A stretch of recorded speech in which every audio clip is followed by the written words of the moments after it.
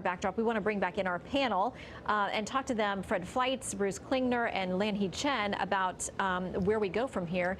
Fred, I want to bring you back in here and read a little something from the Wall Street Journal on this idea of Kim Jong-un coming in as a more seasoned negotiator. They say Kim Jong-un is showing confidence that he believes he can control events. The perception that he is in a position of strength doesn't bode well for dialogue, and they're quoting a former CIA analyst on that. Fred, what do you think?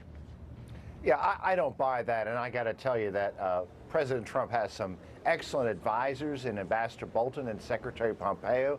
The issue I see here is that there are elements in the State Department who are too eager to make a deal. They want to offer too much, too fast in exchange for too little from North Korea.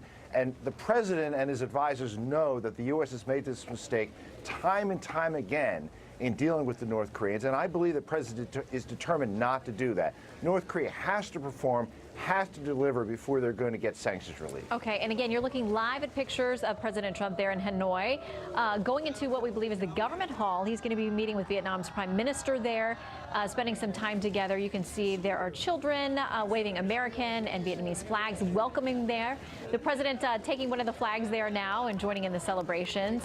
He has talked about just how hospitable Vietnam has been. He says from the moment that we touched down here on Air Force One, so he is waving Vietnam's flag, and then I believe that's the prime minister there with him taking the U.S. flag.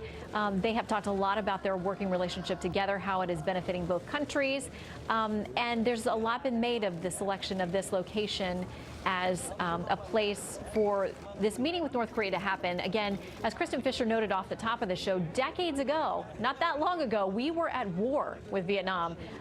It was not a good relationship, but the president, this administration, hoping to telegraph and signal to North Korea, look what can happen if you engage in a good relationship with us. We can both have economic benefit. It can be beneficial to both countries, and it's a story that obviously this administration is hoping will play out with North Korea as well. And as we continue to watch there, the president moving on through a number of events today. They're live in Vietnam. I want to bring Bruce Klingner back in, former CIA Deputy Division Chief for Korea, with us tonight. And Fred mentioned there that there have been some mistakes by this administration. They're trying to head off some of those. And I know you think they made some specific mistakes when it came to the Singapore summit, the first meeting.